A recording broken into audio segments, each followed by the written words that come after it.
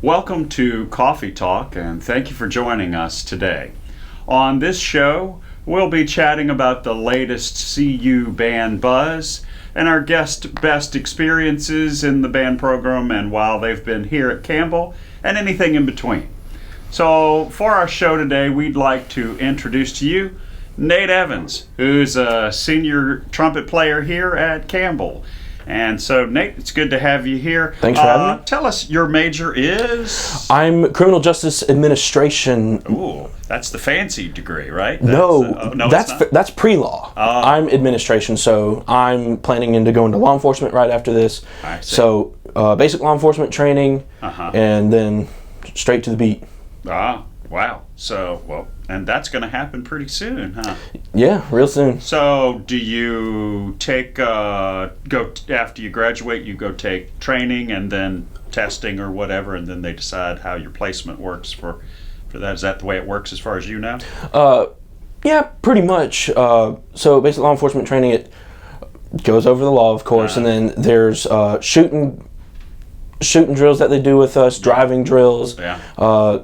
Just to make sure that we're able to do the job as efficiently as possible. Yeah. And one reason I'm getting a degree in criminal justice administration, not pre-law, is that I do feel called to that, but also it's been proven that the police officers with college degrees are less likely to get in a fatal shooting. Yeah. They're able to talk situations out a little more, and especially rationalize a little better, and especially in today's day and age with all of the high tension between the public and police, I feel like that's something that's needed. Thanks in advance for doing the work, because that's not easy work. So, and our Homeland Security Department here is a pretty big department. We have quite a few people in the band program who are Homeland Security, and that program's growing. So that's cool. So, you've been here a while. Yeah. And you've been a part of the band program the whole time you've been here. So tell us a little bit about some of your experiences, some of the highlights, some things that you're like, yeah, here's some things I will remember. They're highlights, important points, but not just for the band program, but just your experiences here.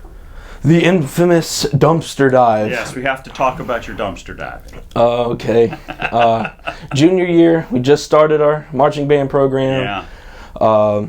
So we unpacked all the boxes with all our uniforms and stuff. Yeah, so these were new uniforms. New uniforms. Yeah. So we take the box truck out to the dumpsters, and we're tossing all the empty boxes into the dumpster, and they're like, oh man, all the boxes are like, they weren't like crushed. Right? Yeah, they weren't crushed. So they just thought I could just hop up there and just knock it down a little bit. Step on them and squish them down. Yeah. Me being the loyal and faithful worker that I am,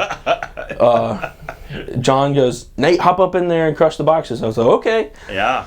As the guinea pig that I am. So I hop up in there, and the goal was to prop myself up on the boxes and then jump in. That didn't work. Yes. So I put my hand on the box, and I didn't even apply any pressure. The boxes just collapsed, and I went with it. So everyone was laughing, and John thought he killed me. He's like, "Oh no, what am I gonna do?" I'm sitting there laughing. That was really fun. It looked a lot more fun than it was something. Yeah. The video is available to be seen. Yeah. We should put that online for the viewers to see, don't you think? Oh, go ahead. It's a good laugh, and I still laugh at the it. The famous dumpster dive. I know we were just talking about it, and a little remorseful that instead of really helping you, we were just laughing at you. So, if the roles were reversed, I'd be doing the same exact thing.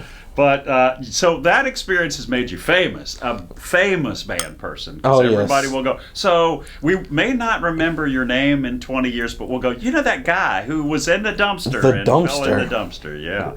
How about other concerts or things you've been a part of in the band program that you remember? I mean, you've played in just about virtually every ensemble almost. I mean, you played your trumpet and jazz and the concert bands and, of course, a basketball band. And if I remember correctly, you've gone to tournament quite a bit. And so any other experience that you're like, yeah, this was a blast. I had a good time doing There's a bunch. I remember last year there was pajama competition that the basketball game had, and it was right before Christmas break, so they're like, let's have a nice little fun game before. Yeah. And I'm like, I'm gonna go all out and I'm gonna do something different. I'm not gonna do like, just your regular Cookie Monster pajama pants and a white t-shirt or whatever. Yeah. I'm gonna go out and I'm gonna be weird. So I went to Walmart. And that's a stretch, right, for you to be weird. Yeah, absolutely. So I just thought I'd go to Walmart, get me a nightgown and some Bigfoot slippers. Oh. And I also got one of those eye masks that you wear. Yeah. I was just doing it to be fun. I didn't know there was competition until I got there. And they said, hey, do you want to compete in it? Yeah. I was like, sure, why not? And ended up winning a $25 gift card. Hey, look at that. You never can tell how. It paid itself back in coffee. That's amazing. Well, and like now, wasn't it recently there was some event, maybe it was Halloween, that the Trumpets dressed up? Was that this Halloween? I thought that the Trumpets dressed Education Day. Education Day. Education Day. Yeah. So they're like, hey, let's have costume party or whatever for the kids. Yeah. And my mom has done this. She's a special education assistant at the school she works with, and her and a couple of her coworkers did crayons. So I got the idea from her, and I was like, why don't there were 6 trumpets. Yeah. So we're like, let's just do the basic Crayola colors. So red, orange, yellow, green, blue, purple. Yeah. And it worked out perfectly. That's amazing. I saw the pictures, and we just got regular colored T-shirts, and we made Crayola hats, and we printed them off, and we looked really ridiculous, but it was fun nonetheless. That sounds like fun. So, well, clearly, when we talk on this broadcast about things, we're talking about, that it's about being in band, it's about being a family, it's about having the experiences together, making those friends that are, friends for your whole life. But there are experiences, in your major as well, I'm sure, that you could point out that are like, an important point in your life. Any ideas on something that is to do with your Homeland Security major, or anything that you might do? I know occasionally you guys go on field trips and do some things like that. How about something in your major? So first I want to say is that when you come here and you expect to be one major, sometimes it doesn't always work out, and that's completely fine. Absolutely. Lots of people find their way after they get here. Exactly. And sometimes you just take that first biology or chemistry and be like, ooh, I don't know if science is where for me. So you go in the direction where you feel is best for you, or where you feel called. Absolutely. But back to your original question, like field trips and stuff, I took a course called Corrections in criminal justice. So we talked about jails and prisons and how we shouldn't be discriminatory towards prisoners and stuff like that. Right. So, because there is a stigma against prisoners, and for some reasons there should be, but there's other circumstances that go beyond, and there's a reason that people go in and out of prisons. And it was really nice to look into the depths of the inside of like a prisoner's mind, and or formerly incarcerated, or other possibilities that they could be, and education regarding that's a touchy subject. One field trip we took, we actually did go to Central Prison in Raleigh. We took a tour in there, and North Carolina is the only prison in the United States where death row inmates are not incarcerated 23 hours a day. They're actually free to roam and go to the chow hall whenever they need to. So it was neat to experience that, come face to face with some death row inmates. It's not something you're going to forget. Pretty poignant. It's a pretty eye-opening kind of time. Now, Campbell, I don't know if you know much about it, but Campbell is sending professors to some of the prison programs to actually teach. I know Dr. Truffin. Yeah, Dr. Truffin's going. Dr. Robertson, one of the vice presidents, is going. And so that's amazing, so reaching out to those and those prisoners and helping educate them. So that's amazing.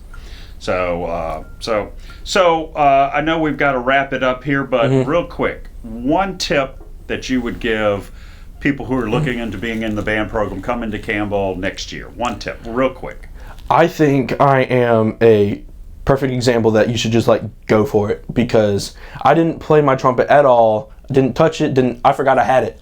My junior and senior year of high school, I came here and I saw y'all's poster and y'all wrote me in and said, "Hey, you want to join the band?" I was like, I don't know. I haven't touched my trumpet in 2 years. And they're like, "We haven't had someone who hated it. We haven't had anyone who's hated it. Yeah. So if you don't like it, yeah, you can leave after your first semester, first year, year, whatever."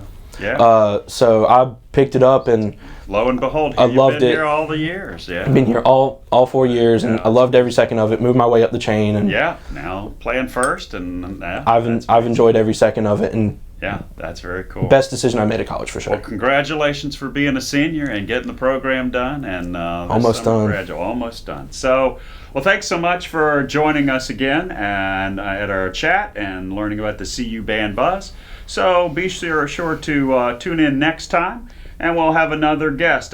Someone tells me it's another senior, and I think it's a bass clarinetist and keyboard player. So make sure you tune in and meet our guest next time.